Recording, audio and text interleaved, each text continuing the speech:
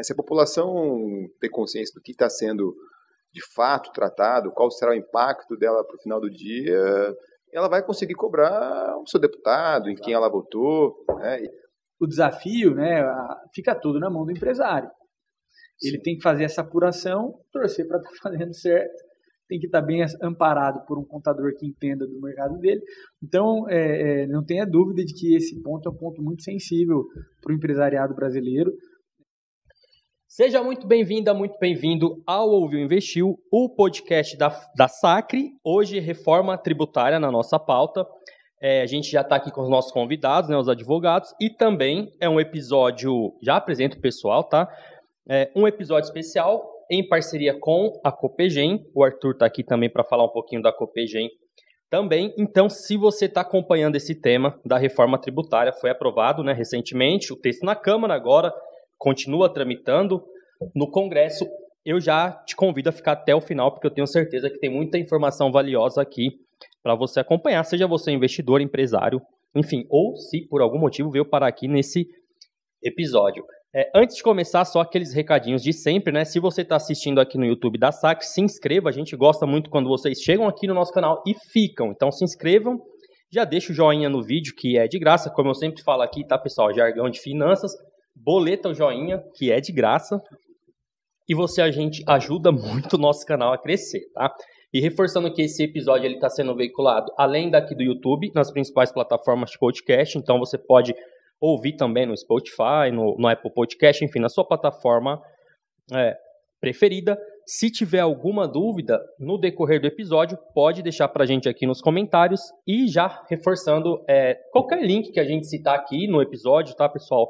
Vai ter na descrição para você também acessar, seja para abrir a sua conta aqui na Sacre, no BTG, por meio da assessoria da Sacre, seja para acessar outro conteúdo que a gente venha citar aqui no episódio.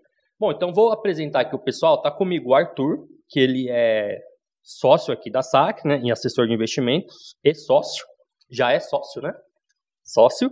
E também atua no Copegem. Daqui a pouco ele já vai falar um pouco, apresentar o Copegem, Mas tudo bem, Arthur? Beleza? Olá, bom dia, boa tarde, boa noite. Então, para quem está ouvindo no Spotify, não está nos vendo aqui para gravar a minha voz, Ângela, é bacana dizer também que a gente vai vincular nas plataformas do Copegem, no Copecast, no YouTube, no Spotify. Então, é uma parceria que a gente está fazendo aqui entre Sacre e Copegem, porque a gente vê que o público dos dois tem uma necessidade bem punjante em relação a entender melhor a reforma tributária. Então, a gente fez essa parceria bem legal aqui. Hoje estamos no estúdio da Sacre, gravando, e aí com eu e o Rafael do Copegem, eu sei que já estou adiantando essa fala aí, mas hoje o Copegem é o Conselho Permanente de Jovem Empresário aqui de Maringá, eu como conselheiro, o Rafael como diretor, inclusive aniversário dele hoje também, mas deixa para ele falar sobre isso.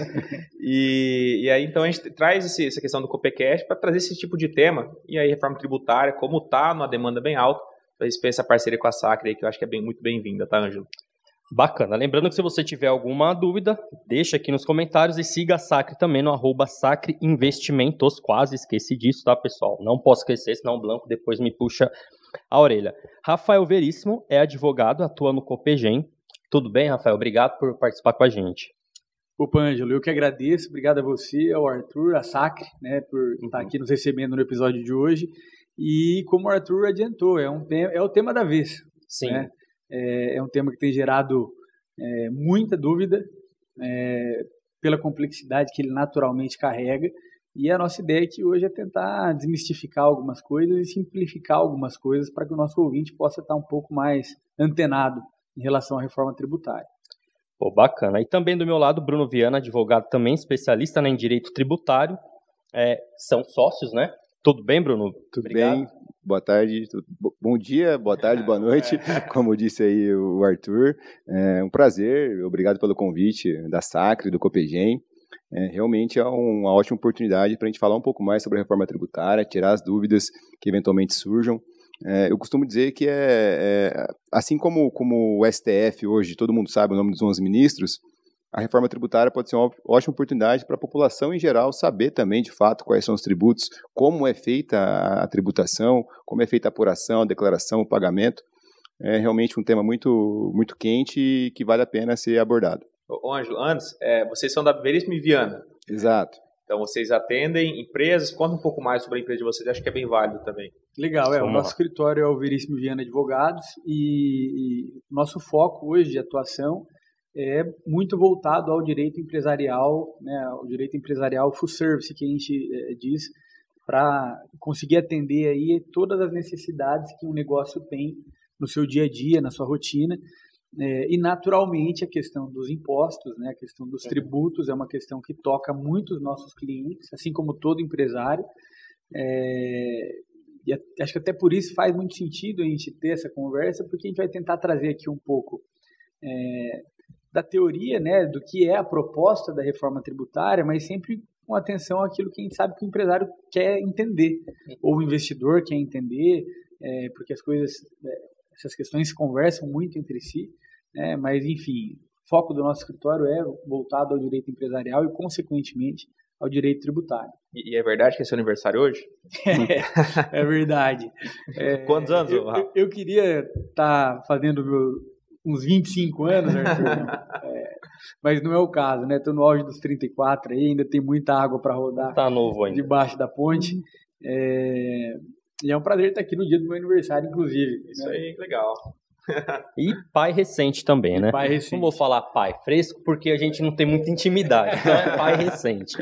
Tá, pessoal, vamos lá. A gente gravou recentemente, eu gravei aqui no Novo Investiu, um podcast com o Hélio, que é o nosso CEO, a respeito do primeiro semestre, né? Que encerrou ali em junho enfim, do que passou, né? Do que aconteceu e das perspectivas que a gente tem para o segundo semestre do ponto de vista de investimentos. E o começo do ano, ele foi marcado por algumas incertezas, né? E dentre essas incertezas, a incerteza fiscal que a gente tinha a pauta da reforma embutido nesse pacote de incertezas, né? E para o mercado, né, Arthur, você que também é de mercado sabe, isso gera a incerteza do investidor que não sabe o que vai acontecer, não sabe, enfim, o rumo que o país vai tomar e fica naquela se vai, se não vai, aí a gente não está aqui nem para discutir o viés político disso, mas o andamento da pauta, que andou, né? O texto da reforma ele foi aprovado na Câmara, acho que foi no final de junho ou começo de julho, a aprovação. Foi nesse período aí, né? Exato. Tá. Então, assim, a gente já traz aqui a primeira pergunta, ô Bruno, por quê? A gente sabe que tem uma questão fiscal, que isso gera estresse no mercado, volatilidade, mas que foi aprovado e muita gente não sabe a que se trata, né? Então eu abro o episódio com essa pergunta, né? Quais as principais mudanças nesse texto da reforma, né, que já foi aprovado? Perfeito, Ângelo. É importante contextualizar um pouco, né, qual que é o pano de fundo por trás da reforma tributária. E aí, a primeira coisa que tem que ficar claro é que essa reforma tributária, o principal foco dela é sobre consumo. Ou seja, impostos que incidem sobre bens e serviços. Uhum. Tá? No Brasil, a arrecadação sobre bens e serviços corresponde a 45% do total que é arrecadado. O Brasil arrecada ali algo quase perto de 3 trilhões por ano de impostos e quase 1,3 trilhões é sobre bens e serviços. Uhum. Ou seja, é uma fatia importante. Tá, os outros seria o quê, assim, só para... Renda, propriedade, IOF, né? Ou seja, impostos que incidem sobre operações financeiras. Então, realmente é uma fatia importante. E se conseguir avançar sobre esse campo, já vai possibilitar grandes alterações. Perfeito? Outro ponto importante. No Brasil, o Brasil é onde as empresas mais gastam no mundo para conseguir saber qual o imposto que tem que ser pago no final do dia pela empresa.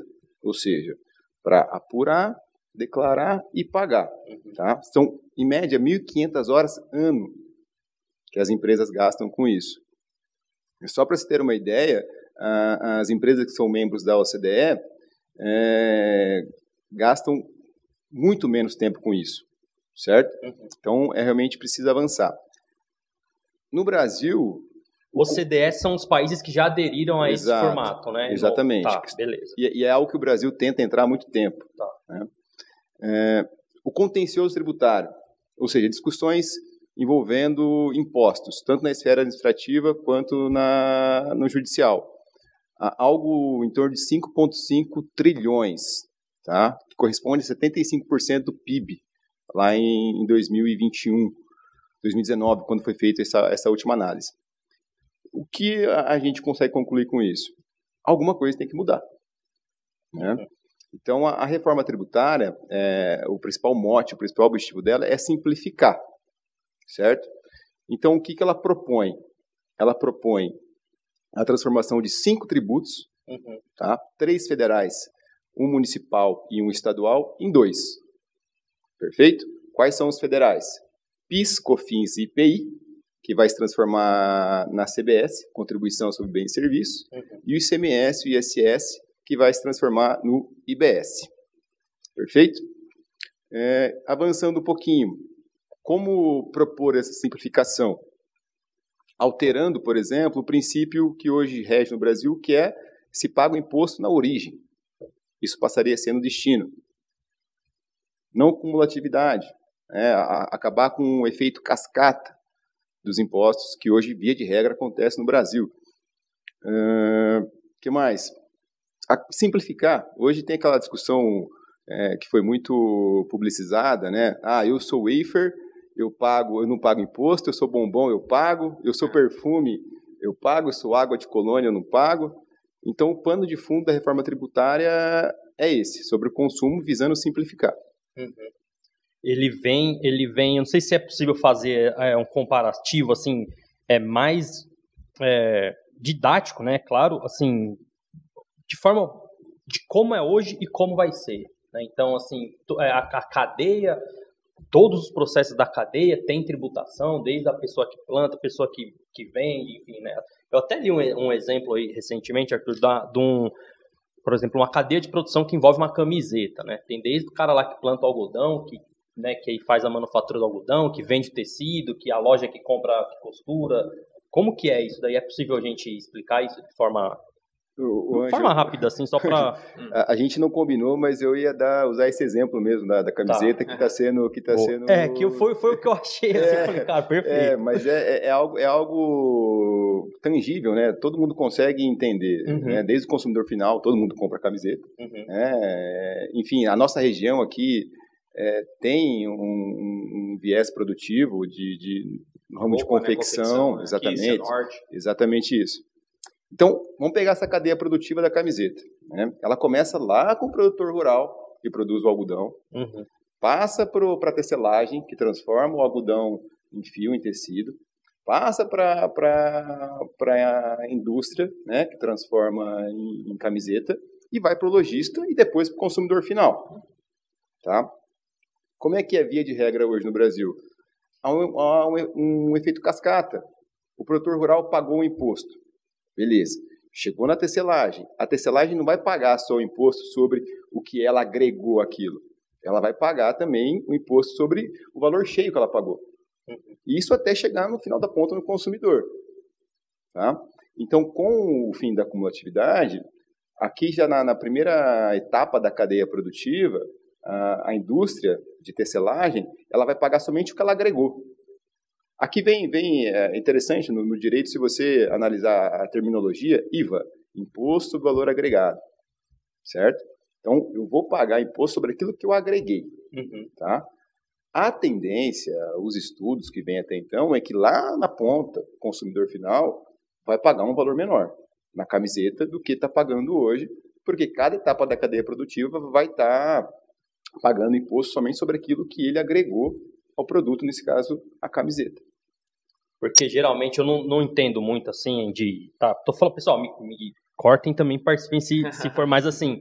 Eu não entendo, tá, pessoal? O pressuposto de que se eu comprei o algodão e paguei um imposto sobre o algodão, eu somo junto com o meu custo, né? E vou passando isso para frente.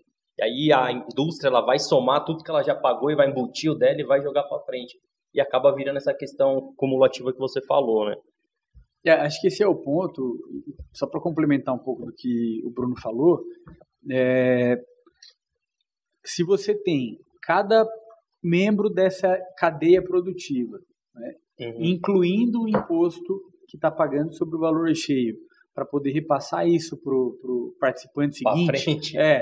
Então, naturalmente, a gente vai ter no final do dia, ou pelo menos tende a ter no final do dia, um produto mais caro, muito em função da carga tributária que ele carrega.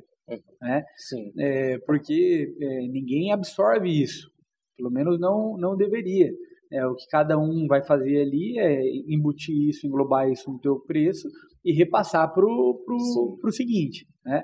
Então, essa expressão, né, esse princípio da cumulatividade que a gente tem hoje, ele acaba onerando a cadeia. E é essa sensação de que está tendo uma tributação repetitiva, ou um bis in idem, que a gente chama no direito, que acaba fazendo com que boa parte do produto que chega para o consumidor final, quando não a maior parte, seja correspondente aos impostos, e não ao serviço, e não ao custo efetivo que aquele produto teve para poder chegar na prateleira.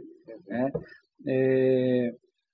Vou trazendo alguns pontos aqui que me ocorreram enquanto a gente foi conversando. E aí eu já ia até te emendar a pergunta, Rafael, você tem bastante contato, né, com o seu cliente que são empresários, eles têm realmente sentido isso como dor, essa questão tributária é dor no dia a dia por uma questão de tempo, né, que a gente costuma falar o ativo mais precioso e caro que a gente tem. Sim. E, né, 1.500 horas por ano para resolver essa questão, né? Sem dúvidas. Olha, a gente vive hoje essa expressão não é minha, né, mas um verdadeiro manicômio tributário. Por quê? Porque além de todo esse tempo, de toda essa energia que o empresário coloca para poder entender, apurar quanto é que ele tem que pagar de imposto, pagar efetivamente, né, então ter esse controle, a gente ainda tem uma zona de insegurança jurídica muito grande. Porque não que isso seja simples, mas se o empresário gastasse lá as 1.500 horas por ano de obrigações acessórias, contabilidade, etc., e chegasse no final do ano e tivesse segurança de que ele apurou e pagou o que é correto, e de que aquilo vai dar um checkbox pela Receita Federal, que ele vai estar tranquilo, ou pelo estadual, isso já resolveria metade dos problemas de ansiedade que os nossos clientes têm. Porque um dos problemas também é gastar todo esse tempo, gastar toda essa energia, todo esse dinheiro e ainda ficar exposto e vulnerável a uma eventual fiscalização, porque o empresário no Brasil hoje não tem com clareza, em vários ramos, em vários segmentos e em vários exemplos, o que é que ele tem que pagar, o que é que ele tem que recolher. Então, quando o Bruno coloca, por exemplo, que um dos objetivos da reforma tributária é simplificar e trazer mais transparência para que o próprio contribuinte tenha com clareza o que é que ele tem que pagar. Porque isso nem sempre acontece. Então, respondendo a tua pergunta, hoje, sobretudo para o empresário que já está começando a ficar um pouco maior, tem um pouco mais de robustez, que saiu do Simples, ou que está sondando sair do Simples Nacional, a preocupação que existe com a questão da tributação é um dos pontos mais sensíveis na vida de qualquer empresário brasileiro.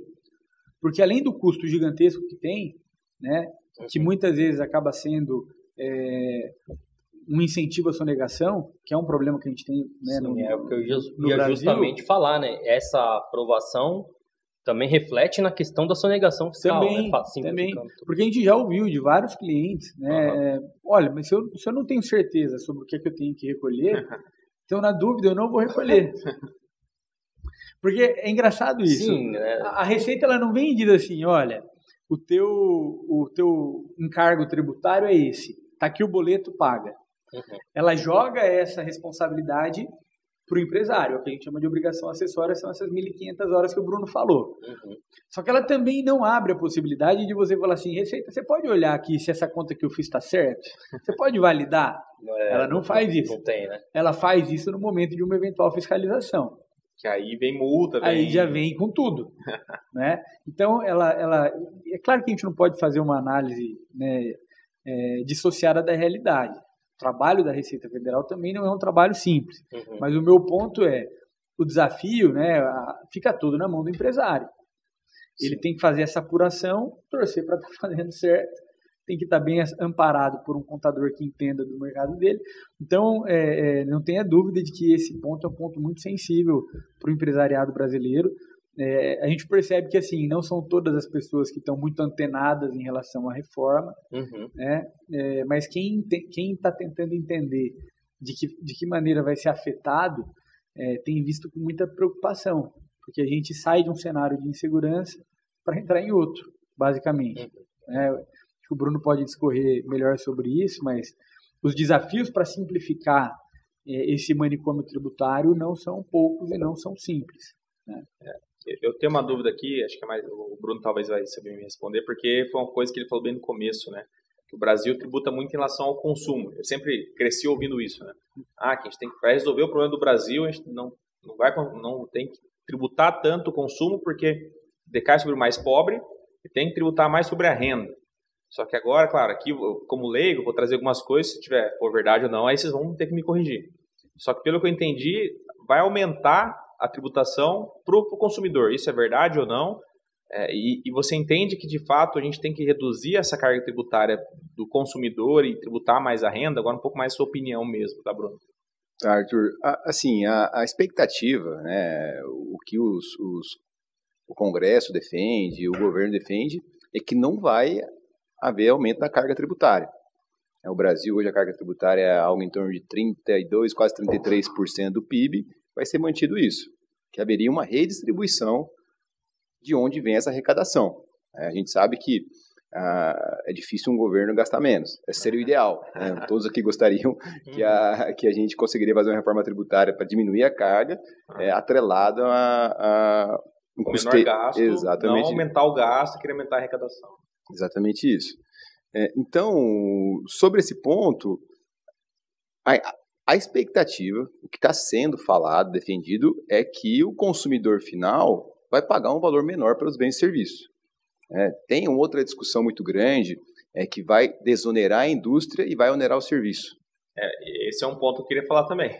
Exatamente, porque os cálculos que são feitos é que a indústria vai pagar uma carga tributária menor, como o governo vai parar de gastar, não vai gastar menos, esse dinheiro vai ter que sair de algum lugar, e vem do serviço.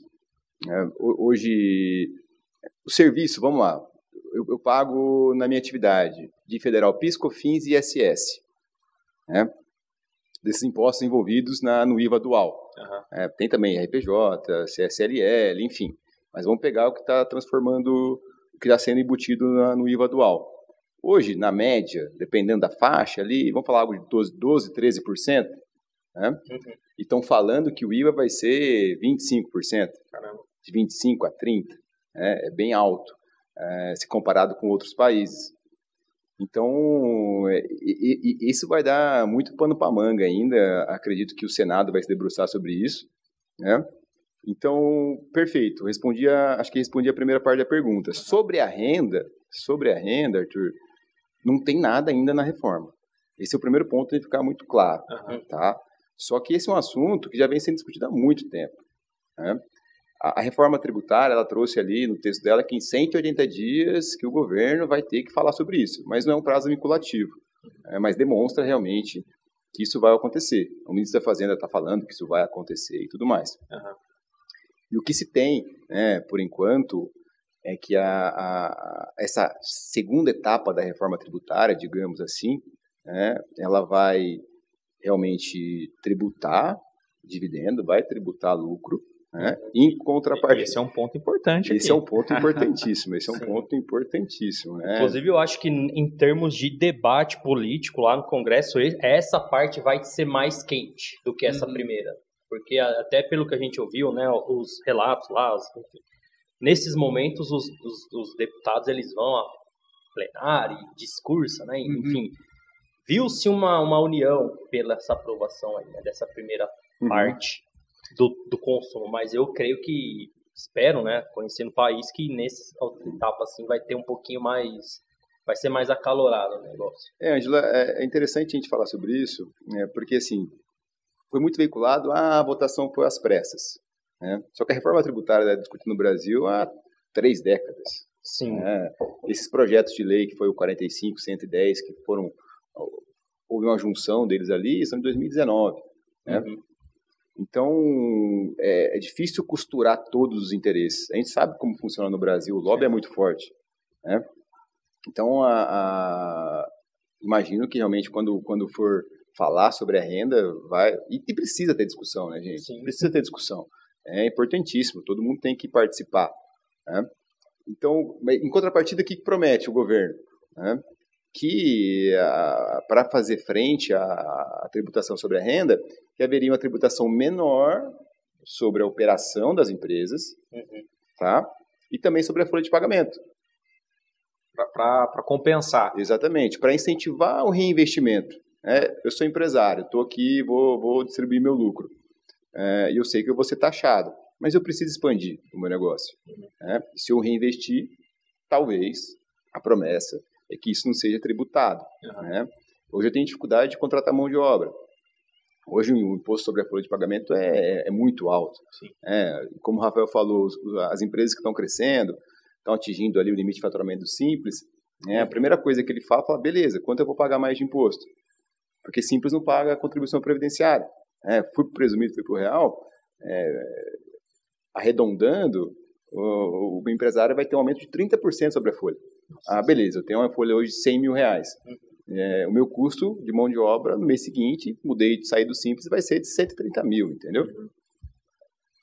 Esse é um ponto também complementando o que o Bruno falou, que é muito sensível e faz parte do processo legislativo, porque naturalmente o Congresso ele tende a, num primeiro momento, trazer para a pauta as questões que são mais fáceis de serem resolvidas, e essa seria talvez essa primeira etapa da reforma tributária que a gente está tendo, e deixar esses pontos mais espinhosos para um segundo momento.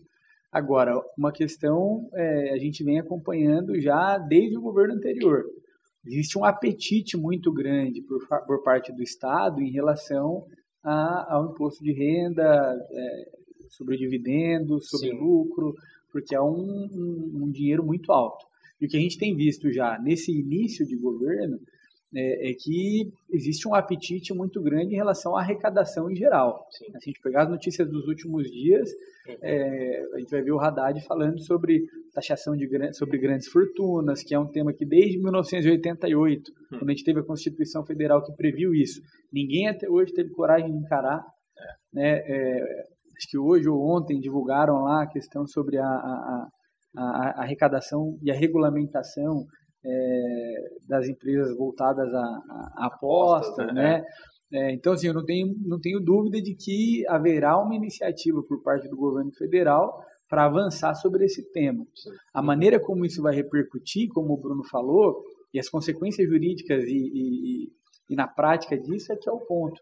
Que, por exemplo, se a gente for nessa linha do que o governo tem sustentado, a médio e longo prazo é muito bom, porque a gente tem o dinheiro que sobra, né, na última linha da empresa, sendo direcionado, destinado ao reinvestimento. E aí, assim, a médio e longo prazo isso é bom porque, teoricamente, é um incentivo a que o Brasil deixe de ser um país de rentistas e passe a ser um país voltado ao desenvolvimento econômico, empresarial, etc. Né? Porque se é mais barato eu reinvestir, é o que acontece nos Estados Unidos, por exemplo. As empresas estão todas lá no vermelho, fechando no negativo, porque tributariamente é interessante, né? Para o desenvolvimento do negócio. Agora, isso tem um efeito imediato muito sério, né? Porque a gente tem a distribuição de dividendos hoje, né, isenta de imposto, como uma das maneiras como o empresariado se organizou para experimentar o resultado que o negócio deixa. Né? Então, é um tema que provavelmente ainda vai trazer muito debate. E aí, Ângelo, só acho que aproveitando esse tema aí, porque tanto para o investidor da Sacre que está nos ouvindo é importante, mas também para o empresário aqui, pessoal do Copegem, é importante. Né? Voltando à distribuição de dividendos, essa é uma questão assim, do reinvestimento muito importante. Né? Então, assim, nos Estados Unidos é muito comum você ver as ações de empresas pagando pouco dividendos e comparar com o Brasil. No Brasil, a gente cansa de ver empresas pagando mais de 2 dígitos de dividendos. Né? Então, isso para a ação é bem comum. E aproveitando esse gancho, a questão do benefício fiscal. Né? Até antes de estar batendo um papo aqui antes de começar o podcast, uma das coisas que alguns clientes têm perguntado é justamente isso. Eu tenho um cliente específico que ele falou, Arthur, minha vida inteira eu operei no Brasil e eu aqui não tenho um benefício fiscal para o negócio dele. Meus concorrentes a vida inteira operaram no Rio de Janeiro porque lá tem um benefício fiscal.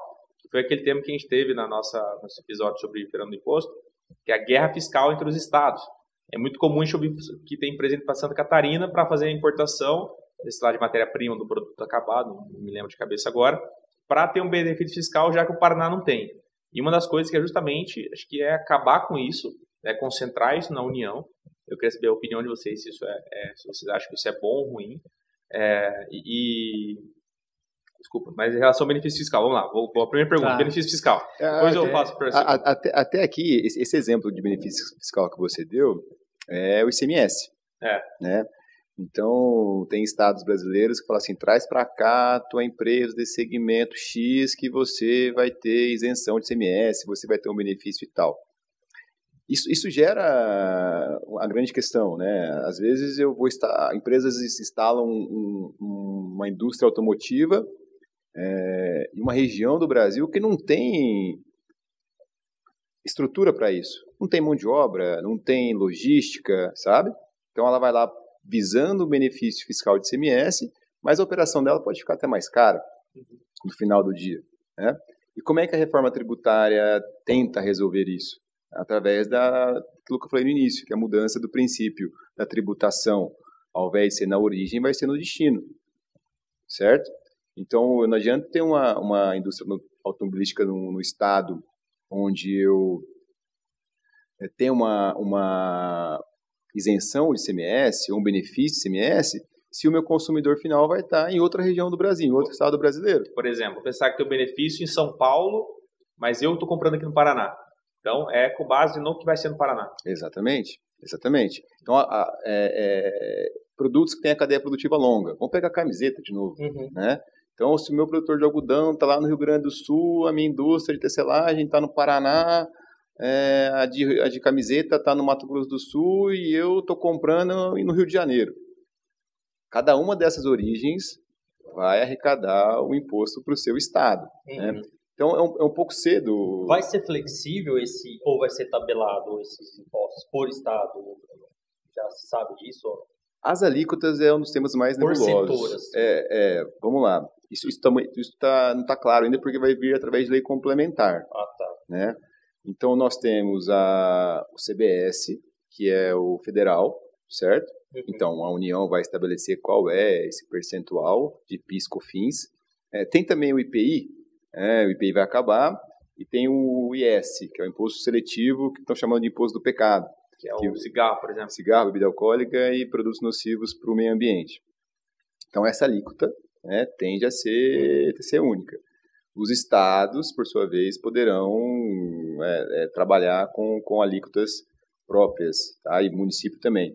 E aí, isso é uma grande discussão, né? Os estados perderam a autonomia, o pacto federativo está em risco. O governo defende que não. Criou-se lá um conselho que vai tratar como isso vai ser distribuído, né? Porque ali no finalzinho antes da aprovação no Congresso, a gente viu uma movimentação muito grande dos prefeitos e governadores.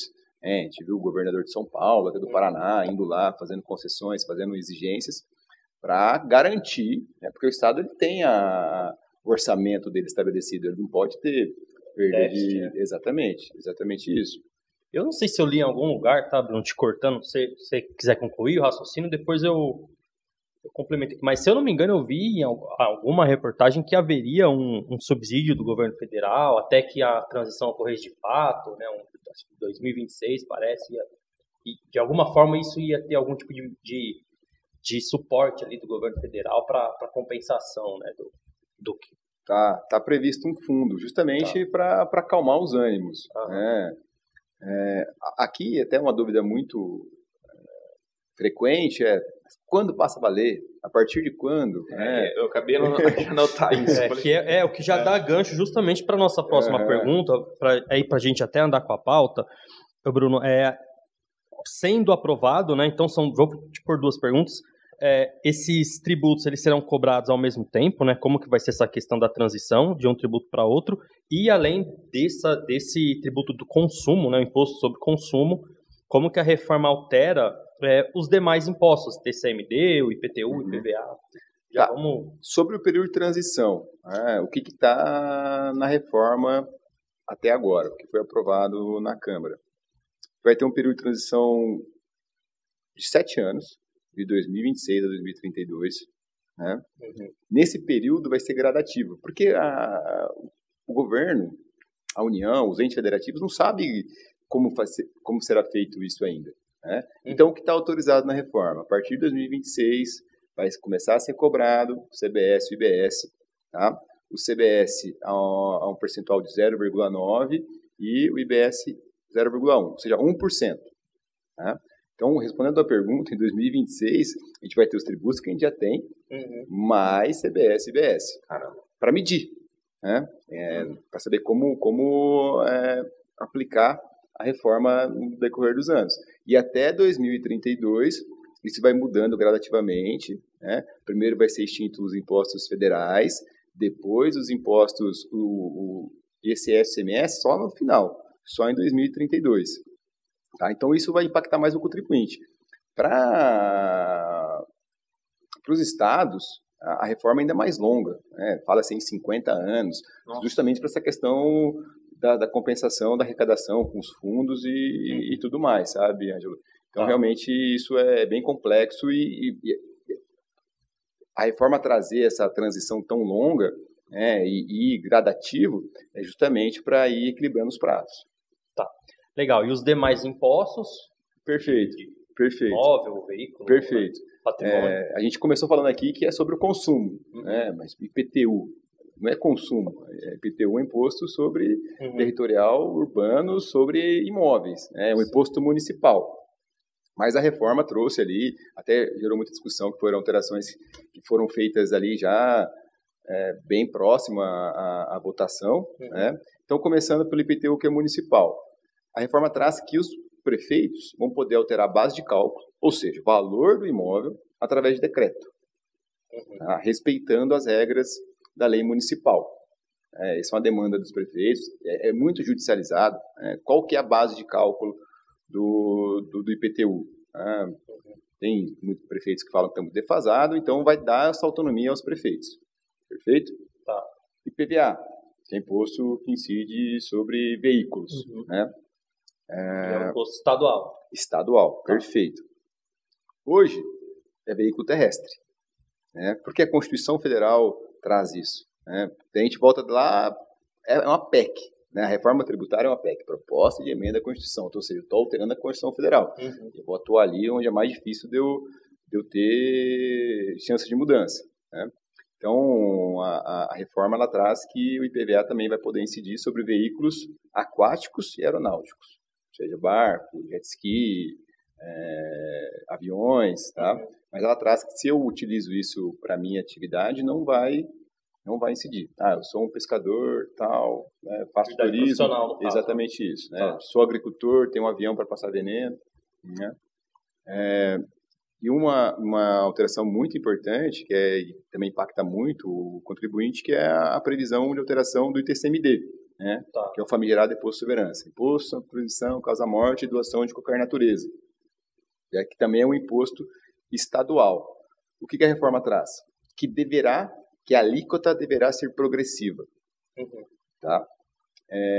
No Paraná, essa alíquota hoje ela é fixa de 4%.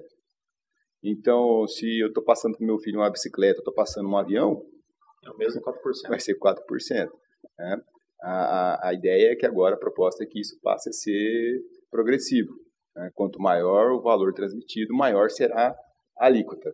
Né? Tem alguns estados brasileiros... impacto importante, né? Importantíssimo. Importante. E em países mais desenvolvidos, eu acho que é assim, né? Acho que nos Estados Unidos é progressivo. Estados Unidos, França, Canadá, a gente tem uma série de países que já adotam essa questão da progressividade e com um apetite muito maior em relação às alíquotas, né, aos percentuais. Acho que esse é um ponto importante, imagino que o Bruno até ia falar sobre isso.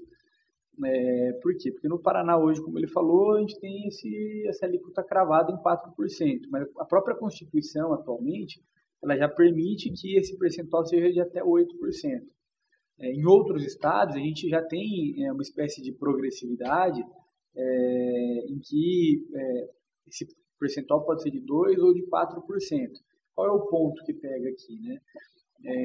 Como a gente não sabe, na prática, qual vai ser o efeito em termos de arrecadação e autonomia que a reforma tributária vai trazer para os estados, porque a gente tem uma descentralização, né, ou melhor, uma centralização da arrecadação na União, né, pode ser que o ITCMD seja um caminho para compensar o déficit arrecadatório. Traduzindo, pode ser que os estados tenham uma pretensão maior em relação ao ITCMD. Um apetite maior em relação à alíquota, como uma maneira de compensar, porque a gente já vai ter essa previsão. Então, o mesmo texto que estabelece a questão da progressividade, ele permite que a gente reveja essas alíquotas. E é um gatilho e um contexto político muito bom. Porque hoje, se o governador do estado do Paraná decidir aumentar a alíquota sobre o TCMD de 4% para 8%, ele vai apanhar muito. Agora, se a gente tem um movimento global, por exemplo, de todos os governadores aproveitando esse contexto de reforma tributária para estabelecer uma mudança desse parâmetro, dessa diretriz, até politicamente pensando, né, na repercussão que isso vai ter, é completamente diferente. Ou seja, pode ser que a gente tenha, numa sequência próxima da reforma tributária, um aumento na alíquota do imposto sobre a herança, como o Bruno falou, que hoje é o ITCMD. Né? Esse é um ponto que a gente percebe que já tem sido problematizado. Entendi. É uma medida de fato impopular. É uma medida que acaba todo mundo, estou generalizando muito, mas muitas pessoas trabalham com o imposto sobre herança, são afetadas por isso. O Rafael falou da questão da Constituição Federal. É importante a gente conhecer, né, como eu disse também no início, é uma boa oportunidade para a população saber como funciona a tributação. Então, o ITCMD hoje no Brasil, imposto estadual, está previsto na Constituição Federal. A Constituição Federal diga que quem vai falar alíquota, quem vai definir a alíquota é o Senado. E o Senado definiu que é 8%.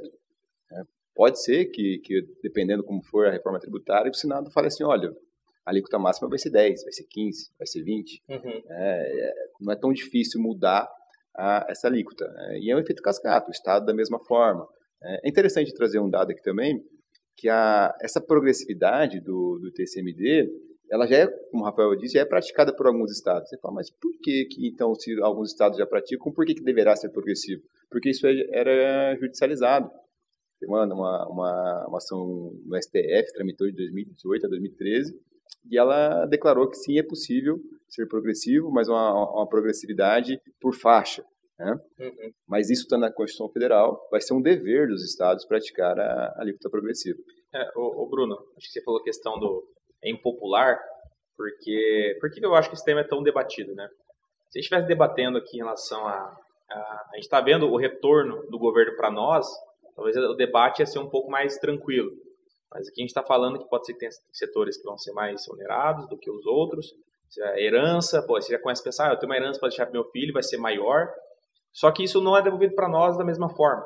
Né? Então, até antes a gente estava falando a questão de abaixar custo e não querer aumentar a questão da carga tributária, aí a população realmente fica inconformada. Eu mesmo fico inconformado quando a gente olha, vou pagar mais imposto, já se paga muito imposto para tudo. E você não vê isso voltar para você, né? Então, por isso que eu entendo que acaba sendo bem impopular. E aí, Rafa, essa questão só voltando ao benefício fiscal, porque me marcou muito nesse nosso episódio no Copecast, sobre a questão da feira do imposto. Hoje, assim, no mercado financeiro, tem se havido muito falar sobre isso, quais são as empresas que vão ser beneficiadas e quais não serão. Hoje, vocês entendem que já dá para visualizar, esse setor aqui, de fato, ele vai ser beneficiado, igual, por exemplo, a indústria, o serviço vai ser mais penalizado. Você já consegue enxergar dessa forma? Por exemplo, eu vi essa semana falando muito da questão dos bancos, né, do JCP, que as ações caíram bastante. Né? Então, assim, já é um ponto. O grupo Soma também, de confecção, que tem bastante benefício fiscal. Esses benefícios deixarão de existir? Essas empresas vão pagar mais imposto? Então, são duas perguntas. A questão do benefício fiscal, né, se vai deixar de existir, elas vão pagar mais imposto. E o segundo, se vocês entendem que alguém sai ganhando nessa história. Né? Porque quem está nos ouvindo, os investidores, eles querem saber desse tipo de assunto. Tá. Eu vou abordar a tua pergunta em duas frentes. Primeiro, para a gente falar um pouquinho sobre o benefício fiscal e entender na prática o que é isso. Né? Então, de uma maneira bem simplificada, a gente está falando de decisões que são decisões políticas, né, justificadas ou não, pode ser que faça sentido, ou pode ser que seja exclusivamente fruto de um lobby político que foi feito, a partir das quais, né, essas decisões, a partir das quais a gente prestigia determinados setores com vantagens tributárias, né?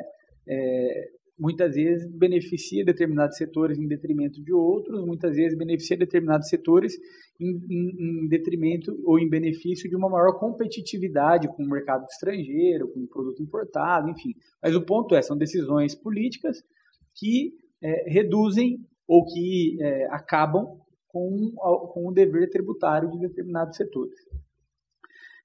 Isso é bonito sobre determinado aspecto, porque aumenta a competitividade, é o Estado dando uma força para o empresário, mas a gente tem alguns problemas. A gente tem problemas, por exemplo, quando esses benefícios são estaduais, sobre o ICMS, como a gente estava falando agora. Geram essas guerras fiscais que a gente tem entre os estados, né? Que é um problema que acaba sendo um problema social. Por quê? Porque o estado mais rico naturalmente vai ter condições de oferecer melhores condições, e aí o estado mais rico e desenvolvido vai ter cada vez mais as melhores empresas, as empresas vantajosas de tecnologia, que têm um ticket remuneratório maior, etc., enquanto os estados mais pobres vão ter que facilitar a vida daquelas empresas que trazem renda e mão de obra, mas que trazem um custo social muito grande. Porque, para pegar o exemplo da produtora de veículo, então, o que é mais interessante para um Estado? Ter uma empresa como o Google, por exemplo, como o Facebook, ou ter uma montadora de veículos, né? Ou ter uma indústria têxtil que as duas têm 500 funcionários, mas um ganha a média de 2 salários mínimos e o outro ganha 20. Quer dizer, tem um descompasso que precisa ser resolvido. Então, quando a reforma vem e sugere acabar com esses benefícios fiscais, é uma maneira de tentar resolver esse desequilíbrio. Né? Qual é o problema? O problema é que muitos negócios ao longo das últimas décadas foram estruturados com base nesses benefícios. Foi investido muito pensando nisso. Exato. Aí a insegurança jurídica é muito grande. Exatamente. A gente volta e meia ouve falar em risco Brasil, fator Brasil, né? Que é o que assusta o investidor de fora, ou o próprio empresário de fora vir para o Brasil. E do que a gente está falando aqui no final do dia? De muitas empresas que têm a sua última linha de lucro atreladas a esses benefícios que são benefícios de décadas e que, consequentemente, serão muito afetadas a depender da maneira como a reforma tributária resolva essa questão dos benefícios tributários fiscais, que hoje, a regra geral, é para que deixem de existir. Então, esse é um ponto. Respondendo a outra parte da tua pergunta, eu acho que é muito cedo para a gente querer cravar, olha, determinado setor vai ser prestigiado em detrimento de outro pela reforma tributária. Existe um senso comum, né, pela maneira como o texto foi aprovado na Câmara, que permite que a gente conclua que a indústria tende a sofrer menos do que o serviço. Tá. Né? Daí porque a gente vê estados que são mais voltados ao serviço, como é o exemplo do Paraná, mais insatisfeitos, inconformados e tentando brigar mais por uma revisão do texto da reforma tributária agora, que está indo para o Senado. E nessa mesa, 4 pessoas do setor de serviço. Prestadores de serviço. E acho que é importante a gente analisar isso de uma maneira crítica. Por quê?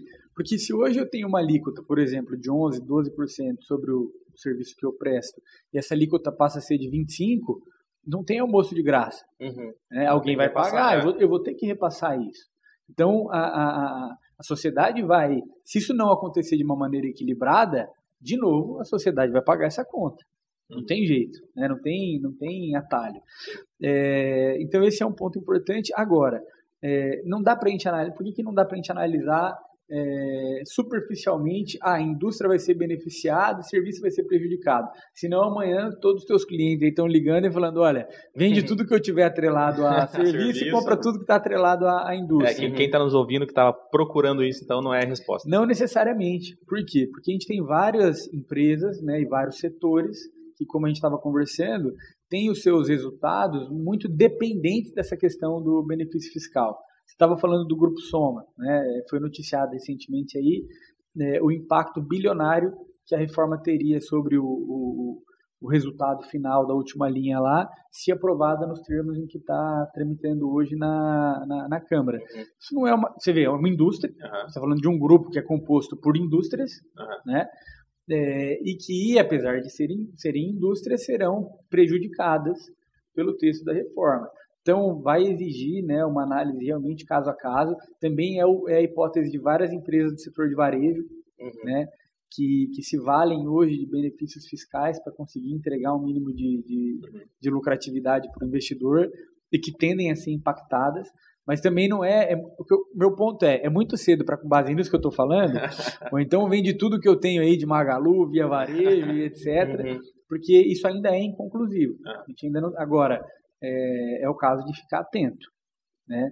Talvez esse seja mais um indicador que a gente vai ter que acompanhar na hora de fazer análise sobre um determinado papel. Investimento. Legal. Exato. Tá, deixa eu só fazer aqui os reclames, né, os recados, apesar de que a gente já está indo para 50 minutos, é quase uma hora de podcast, mas se até aqui você teve alguma dúvida, pode deixar para a gente aqui nos comentários do vídeo, né, se você estiver assistindo no YouTube ou aí ouvindo no seu podcast.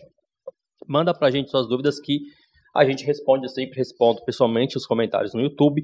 Se for algo muito técnico, já mando para vocês, tá? Já vamos deixar aqui combinado que eu mando aqui pro pessoal. Pode deixar que eu respondo, escutando. Depois dessa aula aqui. E se inscreva no canal, tá? Acesse as redes sociais da Sacre, @sacreinvestimentos. E também o nosso blog, tá? Que eu não falei no começo, sacre.digital, que é onde a gente compartilha lá os conteúdos ricos produzidos aqui pelo nosso time de conteúdo. O Rafael, ele meio que já respondeu ali a nossa próxima pergunta, né? Aqui caminhando para o final da pauta. Para o investidor, o que muda? Então, só caso, né, o texto seja aprovado lá no Senado e passe a valer. Então, não é possível cravar isso que muda de imediato para o investidor, Rafael. Ainda é cedo. É cedo, né? Seria imprudente para a gente já sair daqui com uma orientação para interferir, influenciar em compra ou venda, né? Mas se a gente tivesse que talvez sintetizar os pontos de atenção, num primeiro momento, né, entender essa dependência que determinados negócios têm de benefícios tributários, acho que é um ponto relevante. O Arthur até mencionou um exemplo, que é um exemplo que afeta muitas empresas listadas que dependem de insumos importados, né, e que hoje têm benefícios atrelados à importação desses insumos, porque conseguem importar com um benefício muito grande para trazer mais competitividade. A gente ainda tem muita incerteza sobre o impacto que isso vai trazer. E talvez, num segundo momento, ficar atento à questão da taxação, né, ou da incidência tributária sobre a questão dos dividendos. A gente sabe que essa é uma análise que é feita pelo comprador hoje, né? Sim, eu vou escolher a empresa na qual eu vou investir, eu faço uma análise que ela é dúplice. Eu vejo tanto a evolução do preço daquele papel ao longo do tempo, as perspectivas que eu tenho de valorização, da ação, né? Quanto dividendos. Exatamente. Juros sobre capital próprio, enfim. Que são questões que, se passarem a ser tributadas, elas vão gerar um impacto na vida do investidor. Né? Profissional. Até fora da pauta aqui, tá, Bruno? Se não tiver nada em mente aí para trazer pra gente, tranquilo. Isso reflete também, essa questão da tributação na origem, reflete também no caso do comércio exterior, para quem exporta e para quem importa. A reforma tributária ela traz que vai incentivar a exportação. Incentiva a exportação, Incentiva né? A exportação. Exatamente isso. A partir do momento que, enfim, não sai tributando daqui da origem. Perfeito. É exatamente isso. Como é que se o princípio é do destino e eu estou vendendo para o Paraguai, como é que eu vou tributar a IBS, CBS no Paraguai? Né? Então, perfeito. Para a importação, foi o que o Rafael falou. Né? Aqui tem muita a defesa do mercado. Então, se eu estou importando um produto da China que eu tenho uma indústria nacional que atua sobre isso, eu não posso beneficiar o que vem de fora. Agora, se eu preciso de algum insumo para a minha produção, Então, eu vou continuar com as regras que estão. A reforma tributária sobre a importação, por enquanto, ela não traz nenhuma alteração relevante. Entendi. Deixa eu só, antes que eu esqueça aqui, um outro ponto também, tá? Que eu não posso esquecer, aí também de visão de mercado sua, tá, Rafael? Que você tem conversado com seus clientes e tal, você acha que o empresário ele vai enxergar isso como da perspectiva do reinvestimento ou da redução de preço? Porque a partir do momento que reduz a minha carga tributária, eu posso ter um preço competitivo, ou você acha que ele vai manter isso na margem de lucro dele e vão para frente? Essa discussão. Sua visão de mercado, tá? Sem comprometer, sem falar de A ou B, tá, pessoal? Sim. Visão geral. Tá? Sim. O que você faria, né? Vamos lá. Eu acho que esse é um ponto importante, né, da gente poder refletir. Até vou fazer um parênteses, antes de responder sua pergunta, porque a gente tem visto a reforma tributária, de modo geral, ser muito politizada. Né? A gente está falando de um tema e de uma iniciativa que, como o Bruno bem colocou aqui, os governos federais têm tentado fazer há mais de 30 anos. É até uma coisa que agora a gente fica empolgado, entusiasmado com a possibilidade dessa discussão avançar, porque se a gente analisar os últimos 5 mandatos presidenciais, esse sempre foi um tema, uma pauta do primeiro ano de mandato. Então, por quê? Porque não é novidade para ninguém que essa complexidade toda ela prejudica o desenvolvimento do país. O Brasil deixa de ser um país competitivo em função dessa dificuldade que se tem, dessa insegurança jurídica que se tem, né, e de tudo que toca a questão tributária no país. A gente tem visto nos últimos dias ou semanas uma politização muito grande. Não é novidade para ninguém que a gente tem um país hoje dividido, né, em 2 frentes políticas, A e B, e por mais que tanto o governo federal anterior, né, quanto o atual tenham defendido a reforma tributária, tem muita desinformação atrelada a isso e uma tentativa de meio que de demonizar a reforma tributária, porque até esses dias estava conversando com um cliente nosso e ele falou, nossa, você viu, doutor Rafael, agora com a reforma tributária todo o dinheiro vai para o Lula e aí vão roubar todo o dinheiro e os municípios dos estados vão ficar desamparados. Estou dando um exemplo aqui, né, que eu acho que ilustra bem a maneira como a reforma tem sido politizada. Sendo que, no final do dia, todos os grupos políticos no Brasil têm consciência de que esse é um tema que precisa avançar. É claro que significar que precisa avançar não significa que precisa avançar a qualquer custo, nem de qualquer maneira. E o fato de que a gente está há 30 anos discutindo isso também não significa que a gente tenha que aprovar um texto às pressas agora e um texto descuidado. Por que eu estou fazendo todo esse parênteses aqui? Porque uma parte dessa reforma tributária, para dar certo, ela depende que o empresariado compre essa briga e que ele lide com isso de uma maneira bem intencionada. Quando a gente fala, por exemplo, vai permitir que o empresariado reinvista esse dinheiro no desenvolvimento do seu negócio.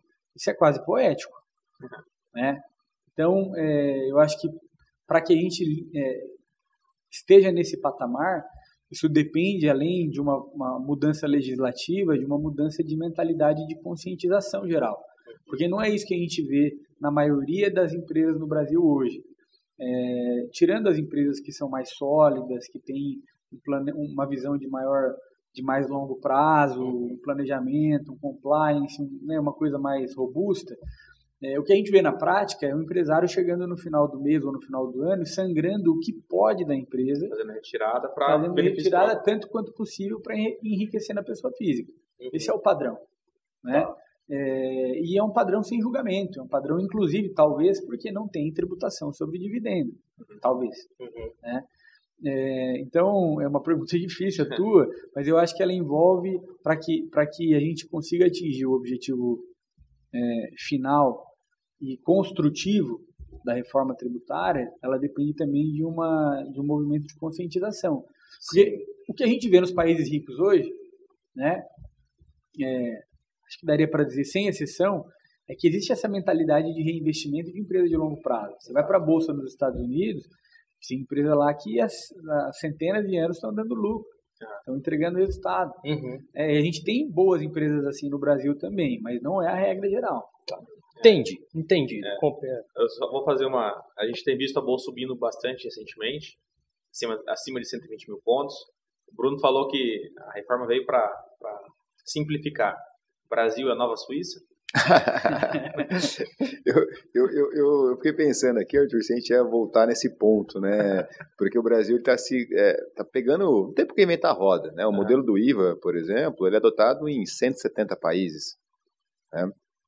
Quando a gente fala da busca praticar as alíquotas que outros países também praticam, né? É louvável, eu vou ver o que está dando certo, né, ao redor do mundo. Só que essa tua visão de que o brasileiro, todo e qualquer imposto que ele paga é muito difícil, porque ele não tem a retribuição. Exato. Né? Então, eu não tenho uma educação de qualidade, eu não tenho uma segurança de qualidade, não tenho uma saúde de qualidade. Então, se tivesse essa contraprestação, seria até mesmo gratificante pagar imposto. Exato. Né? Então, quando você fala Suíça brasileira, eu falei, vou pegar esse gancho, né? Porque a gente precisa também dos nossos governantes. Né? Precisamos também que o dinheiro seja gasto com a maior, no mínimo, parcimônia do que acontece atualmente. Mas é o caminho. A simplificação, com certeza, é o caminho. E se tiver uma colaboração mínima dos governantes, pode ser que o Brasil trilhe aí um caminho de crescimento. Só dar um passo atrás, tá, Bruno? Eu concordo 100% com o que você falou, mas eu acho que só da gente estar conversando esse assunto e quem está nos ouvindo, querendo saber um pouco mais, eu acho que já é o principal. Né? As pessoas quererem se antenar em relação a isso e não deixar tudo na mão de um governante. Né? Então, se você se inteirar para poder cobrar, que é justamente o que a gente trouxe no Feirão do Imposto. Né? Então, lá no Copegem, em maio, a gente faz uma ação, né, que foi o coordenador, inclusive de forma bem fantástica, o Rafael, o coordenador do Feirão do Imposto lá no Copegem, de trazer consciência sobre esse assunto. Né? Porque a gente reclama do governo, mas a gente nem sabe quanto paga, enfim, nem sabe para onde está indo. Acho que esse é um ponto importante para quem está nos escutando. Né? Eu brinco da Suíça brasileira, porque a gente tem visto na Bolsa, né, os investidores comprando, poxa, mas sempre aquele viés de Brasil que ainda a gente vai na economia real, vocês que atendem empresário, eles não estão de bom humor. Pelo menos os empresários que eu atendo, que eu converso, eles não estão de bom humor. Não é que agora o Brasil está bombando. Muito pelo contrário, eles estão reclamando bastante, Selic alta, enfim. Mas a bolsa subindo. Mas só a brincadeira que eu faço, que é algo que a gente tem falado ali interno aqui na Sacre, né?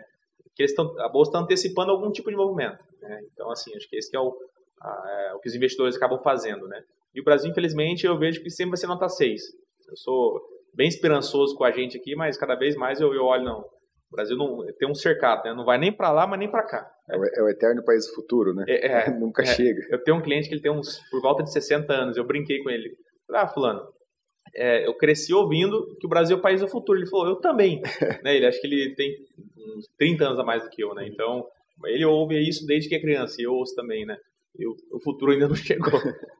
Mas vamos lá, eu acho que é isso, Arthur. Tem mais alguma pergunta aí da pauta aqui? Não, pergunta não. Eu só queria destacar, né, também para vocês seguirem a gente lá no Instagram, do @Copegem. Então a gente traz esses conteúdos.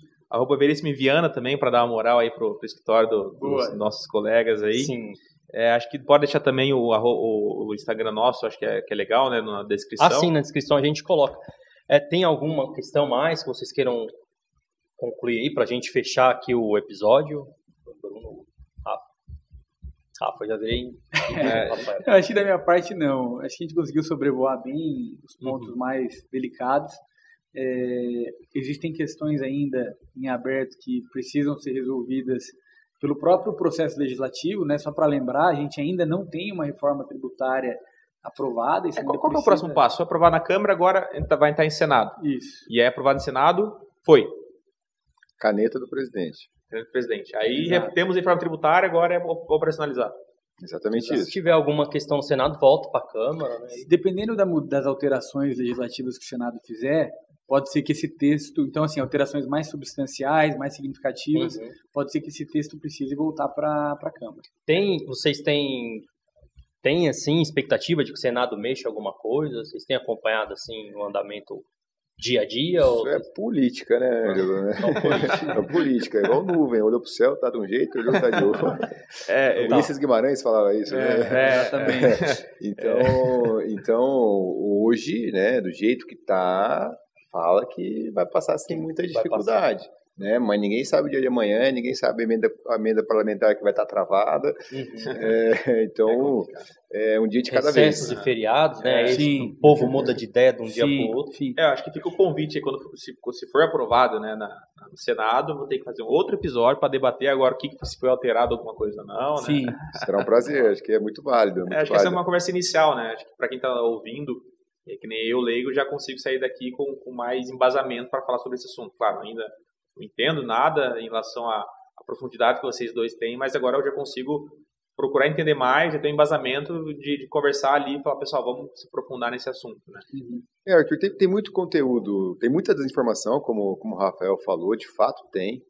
Quando a gente vai pesquisar sobre isso, tem muita coisa enviesada, mas também tem muita coisa boa, como esse episódio de hoje. Então fica esse convite para todo mundo que puder adentrar mesmo no assunto, fazer um debate construtivo sobre o tema, porque isso a gente só tende a ganhar. Se a população ter consciência do que está sendo de fato tratado, qual será o impacto dela para o final do dia, ela vai conseguir cobrar o seu deputado, em quem ela votou. Esse é uma educação que necessita, a população precisa disso para a sociedade poder evoluir como um todo. Exatamente isso. Tá bom. Da minha parte aqui, Ângelo, queria agradecer você, né, por ter feito todo esse roteiro. A gente, então, hoje é uma parceria entre Copegem e Sacre, né, Copecast e o Ouviu Investiu. Ao Flávio também, que fica atrás das câmeras, também vai dar um suporte para nós aí. Em especial aos dois, né, Rafa, o Bruno. Em especial o Rafa pelo aniversário hoje, tá, Bruno? O seu é dia 18 de maio? 14 de maio. 14 de maio, né? Mesmo mês do... Tamo junto aí. Mesmo ano? Mesmo ano e mesmo mês, né?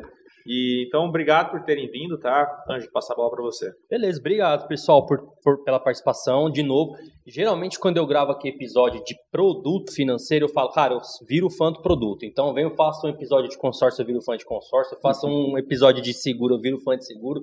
E aqui a gente falou hoje um pouco sobre um assunto que não é produto, né, de investimento. Mas, gostei demais, também acho que rendeu bem. Então, obrigado. Tem algum perfil? Vocês estão com perfis ativos nas redes sociais que vocês querem divulgar para a gente pôr aqui também? Não, acho que é seguir o perfil do escritório, Veríssimo Vian, né? Instagram, isso. Tá. E os nossos pessoais, @Rafael Veríssimo e @Bruno Viana. Bruno Viana, Bruno_Viana. Beleza, Rafael, obrigado.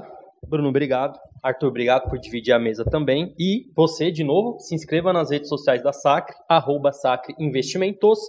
De novo, se tiver dúvida, pode deixar pra gente aqui no YouTube, nos comentários desse vídeo, que se eu souber, enfim, se eu não souber, eles saberão e a gente encaminha para vocês para a resposta. Acesse lá o nosso blog sacre.digital, né, que é onde a gente produz nossos conteúdos e publica, né, de graça. E também, se tiver interesse em abrir aqui conta na Sacre, no BTG, com assessoria da Sacre, eu vou deixar link na descrição desse episódio também. Beleza. Obrigado, pessoal. Valeu, obrigado e até a próxima. Valeu. Prazer foi nosso, galera. Um abraço. Abraço.